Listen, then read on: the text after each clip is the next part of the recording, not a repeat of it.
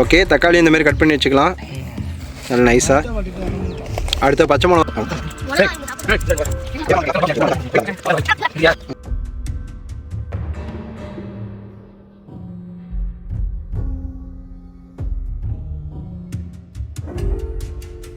Okay, சிக்கனும் நல்லா கழுவி வச்சுக்கலாம். சிக்கன் நல்லா மஞ்சத்தூள் போட்டு கழுவி வச்சாச்சு, ஆல்ரெடி க்ளீன் பண்ணி. பிரியாணி பட்டை, பெருஞ்சீரகம், ஏலக்காய் எல்லாம் அந்த செட்டு அப்படியே போட்டு விட்ருவோம். நல்லா ஹீட் வந்தோடனே தான் போடணும்.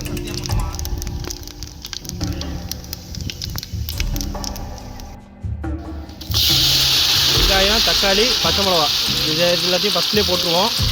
அப்போ தான் நல்லா எல்லாம் சேர்ந்து வேகும்.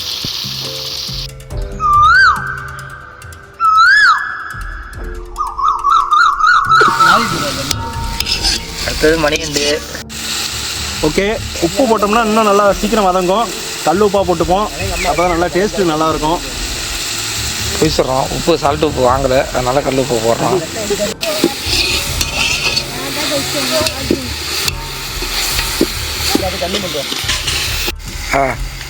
ஓகே, அப்போ இஞ்சி பூண்டு பேஸ்ட்டு நம்ம அரைச்சிலாம் வைக்கல, டேரெக்டாக ரெடிமேடாக உள்ளதை வேண்டாந்தாச்சு. ஏன்னா இங்கே ஃபாரஸ்ட்டுக்கு வந்துட்டு நம்ம போய் இஞ்சி பூண்டு பேஸ்ட்டு அரைச்சி மிக்சியில் எடுத்துகிட்டு வரதுக்காட்டி விடிஞ்சு போயிடும். அதனால் 3 பாக்கெட்டு இதில் போட்டுருவோம். இதுவே கரெக்டாக இருக்கும் 1 கிலோ பிரியாணிக்கு. நீங்களும் இந்த மாதிரி செஞ்சு பாருங்கள், செம்ம சூப்பராக இருக்கும்.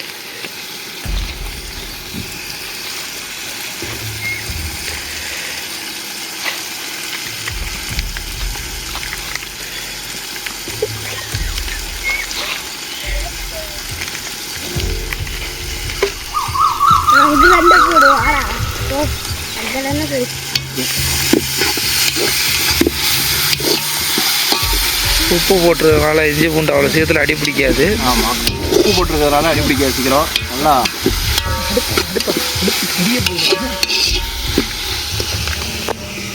கல் ஒட்டில் நிற்கிது, பொடி பொடி பொடி. ஓகே, அடுத்தது நம்ம சிக்கனை போட்டுருவோம்.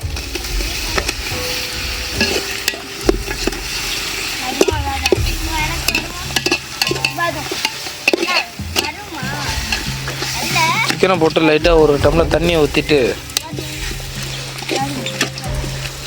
ஓகே, தேவையான அளவு மஞ்சத்தூள்.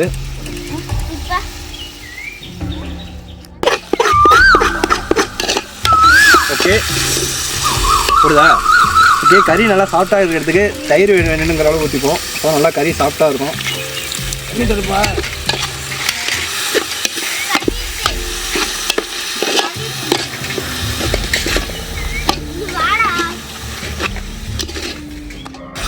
அது போதும்.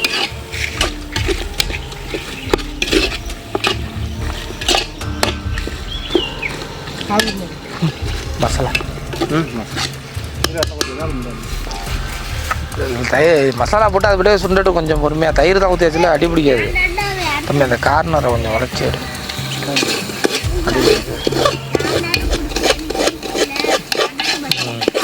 கிண்டு கிண்டு சுற்றி பரவாயில்ல கிண்டி விடு.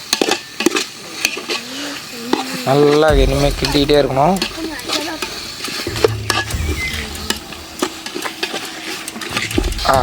ஓகே, ஃபஸ்ட்டு தனி மிளகாத்தூள் கொஞ்சோண்டு போட்டுப்போம். அதுக்கப்புறம் கொஞ்சோண்டு டேஸ்ட்டுக்கு கரம் மசாலா,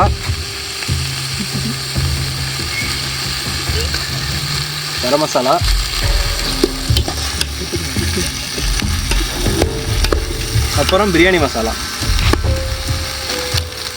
ஒரு பாக்கெட் கரெக்டாக இருக்கும், ஒரு பாக்கெட் ஃபுல்லாக போட்டு விட்டுருவோம். எத்தனை கிராம்?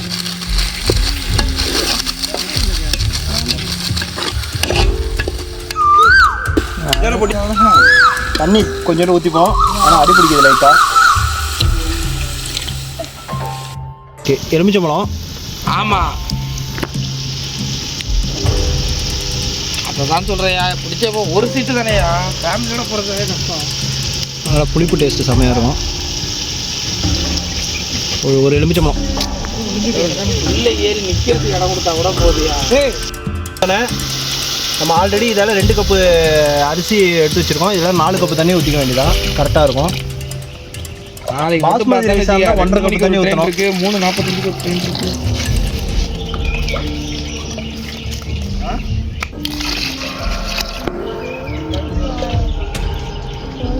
கரெக்டாக 4 கப்பு தண்ணி, 24 கேரட் அரிசிக்கு 4 கப்பு தண்ணி கரெக்டாக இருக்கும்.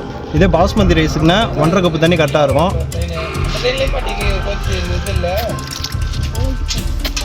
சும்மா உட்காருங்கண்ணா. ஒளியோட்டத்தில் நம்ம ஒளியோட்டம் வந்துட்டு பிரியாணியில் ஒளியோட்டம் வச்சுட்டு வராதிங்க தயவு செய்து. பெரிய பசங்களாம் மட்டும் வந்து சமைச்சு இது பண்ணுங்க. இவங்களை பார்த்துக்கிறதே பெரிய இதாக இருந்துகிட்டு இருக்கு. 3 ஒளியோட்டம் வந்ததுக்கப்புறம் அரிசியை போட்டுற வேண்டியது தான். ஆனால் பிரியாணிக்கு நல்லா கொதி வந்துருச்சு. இதுக்கப்புறம் தான் நம்ம அரிசி போட போகிறோம். வெங்காயம் என்ன அரிசியை போடுங்க. இன்னும் ஜூம் பண்ணிக்கலாம். அரிசி போட்டோன்னா அந்த கொதி அப்படியே அடங்கிட்டு அடக்கம் பண்ணியாச்சு.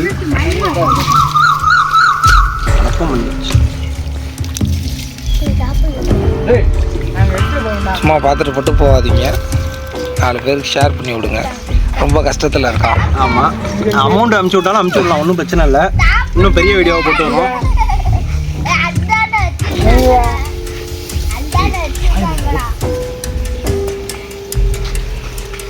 ஃப்ரெண்ட்ஸ், இந்த வீடியோ உங்களுக்கு பிடிச்சிருந்தா மறந்துடாமல் லைக் பண்ணி எல்லோரும் சப்ஸ்கிரைப் பண்ணிவிடுங்க.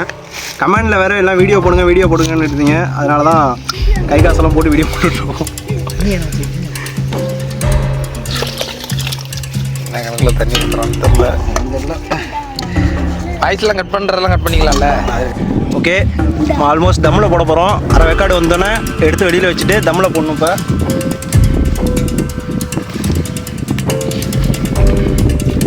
கொத்தமல்லி புதினாலாம் போட்டு விட்டு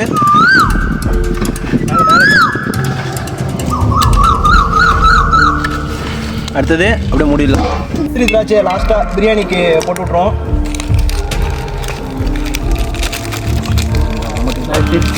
தெரியா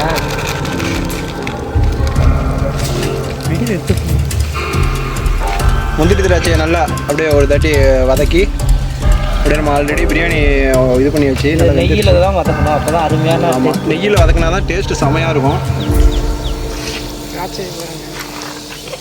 ஓகே,